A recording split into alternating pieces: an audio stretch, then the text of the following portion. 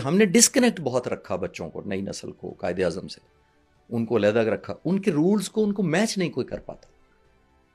آپ کہاں تک چلیں گے؟ بیکری والے کو کراچی میں فون کرتی ہے فاطمہ جناح اور کہتی ہے کہ آپ ڈبل روٹی 4 سلائس کی ہمیں بنا کے نہیں دے سکتے، کیونکہ ہم 2 بہن بھائی ہیں. اس زمانے میں فریج ہوتے نہیں تھے اتنے اچھے، تو ہم 1 یا 2 سلائس کھاتے ہیں، اگلے دن وہ بریڈ خراب ہو جاتی ہے. تو مجھے آپ یہ بتائیے احتشام صاحب، آیا وہ جو ڈبل روٹی قائد اعظم نے چھوٹی کرائی اس سے ملک امیر ہونا تھا؟ اس سے امیر نہیں ہونا تھا. اس نے پیغام دیا کہ لیڈر سے شروع کرو، پہلے میں اپنی ڈبل روٹی چھوٹی کروں گا. سر ہم نے تو غدار بنا دیا تھا. تو آپ کی مرضی ہے، آپ کی مرضی ہے، جس طرح مرضی دیکھ لیں. اسی لیے تو میں کہہ رہا ہوں کہ ان کو چھپایا جاتا ہے. صرف وجہ کیا ہے کہ باقی ننگے ہو جائیں گے؟ ہوگا کیا ان کو آف کورس چھپانے کی میں نے وجہ آپ کو کیا عرض کیا کہ اگر میرا قد 5 فٹ ہو تو میں 7.5 فٹ کا بندہ اپنے ساتھ نہیں چاہتا کھڑا کرے کوئی، میں بونا لگوں گا. میرے لیے ضروری ہے میرے ساتھ 3 فٹ کا کھڑا کریں سارے، تاکہ میں لمبا لگوں، میرا قد لمبا سر ہے. ایک سوال یہ بھی اٹھایا جاتا ہے ان کی وائف کے بارے میں، مسلمان سے شادی نہیں کی، اور یہ سوال آپ سے بھی ہوتا ہوگا. حضور بڑی لمبی کنٹروورسیز ان کے بارے میں ڈکلیئر کی جاتی ہیں، لیکن آپ یہ نہیں لوگ بتاتے. میرے پاس نکاح نامے کی پکچر ہے، قائد اعظم کی قائد اعظم نکاح کے نامہ نکاح کی؟ نامے کی. اوکے. جو حق مہر ہے اس کے اوپر لکھا ہوا ہے، فارسی میں نکاح نامہ ہے، اس میں لکھا ہوا ہے حق مہر 1001 روپے. اوکے.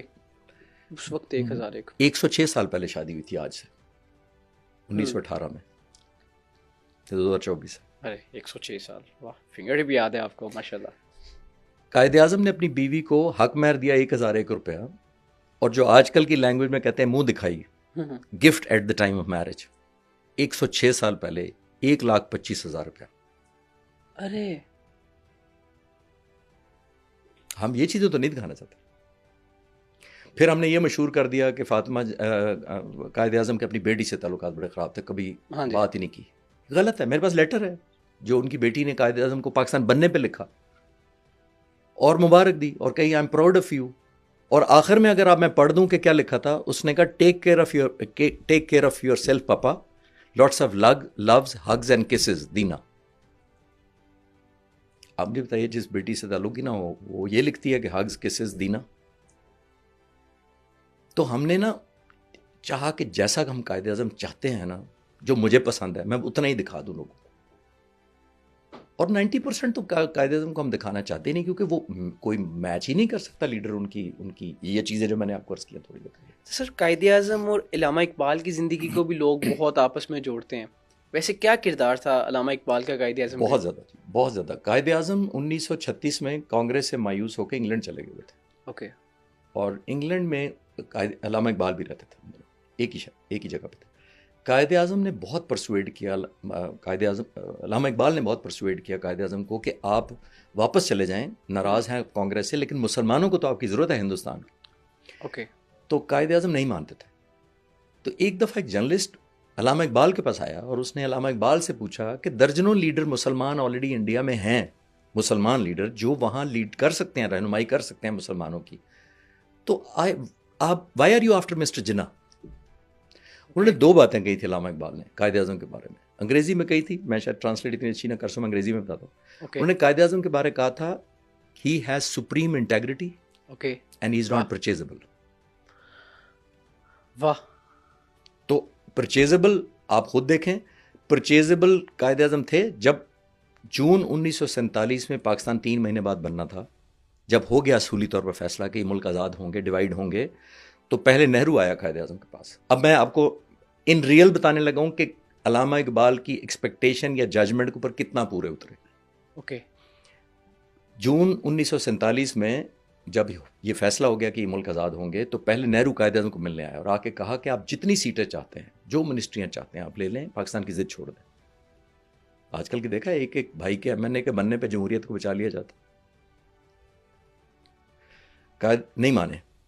وائسرائے آیا، اس نے بلایا وائسرائے ہاؤس میں اور کہا کہ آپ جو مانگتے ہیں میں آپ کو دلا دیتا ہوں، if you let go Pakistan. نہیں مانے. گاندھی آیا. گاندھی نے آخر میں آ کے قائد اعظم سے کہا، جو آفر کیا آپ ذرا ویژلائز کریں کیا تھی. انہوں نے کہا if you forgo Pakistan we are ready to make you the first prime minister of all India. ارے آل انڈیا کہاں سے ہے سر؟ کے پی کے سے لے کر بنگلہ دیش تک. بنگلہ دیش تک. صحیح ہے. پہلا وزیر اعظم آپ کو بنانے کو تیار ہے. لوگ کہتے ہیں نا، میں ان باتوں کا بھی جواب دے رہا ہوں جو کہتے ہیں طاقت کے لیے کیا، اپنی پاور کے لیے کیا، اپنا شوق تھا ان کو کرسی کی لالچ تھی قائد اعظم کو. سر یہ وہ آفر ہے جو جن کے بارے میں کہتے ہیں وہ بڑے محب وطن تھے، مجھے لگتا ہے وہ ایکسیپٹ کر لیتے یہ والی آفر. مان لیتے. قائد اعظم نے کیا جواب دیا؟ جو تم مجھ سے مانگ رہے ہو یہ میری قوم کی امانت ہے، اور ایک امین ہونے کے ناطے میں قوم کی امانت نہیں بیچ سکتا.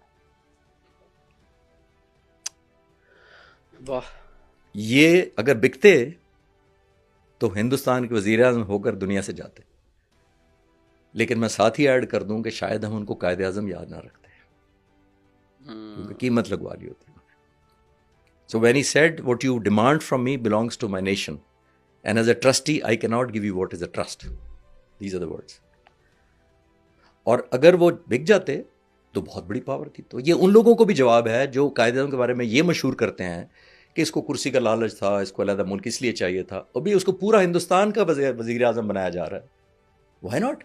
اگر ہی واز اے پولیٹیشین، میں کوئی اینجل تو نہیں تھا ناؤز باللہ، کوئی پیغمبر ولی تو نہیں تھا ناؤز باللہ، پولیٹیشین تھا نا، بیرسٹر تھا نا.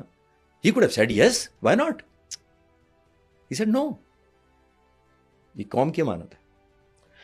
سر میں آپ کے اور زخم تازہ نہیں کرنا چاہتا.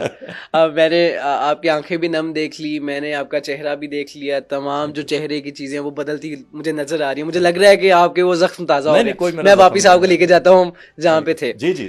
سر اب ایئر فورس کی طرف دوبارہ آتے ہیں.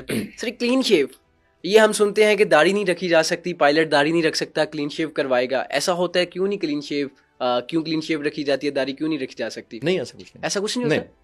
اور یہ جو باتیں کی جاتی ہیں کہ ایئر فورس میں آپ کلین شیو ہوں گے، بس نہیں، وہ ٹریننگ کے دوران ریکوائرمنٹ ہوتی ہے، لیکن فائٹر پائلٹ بہت سارے داڑھی کے ساتھ اڑتے ہیں ماشاءاللہ.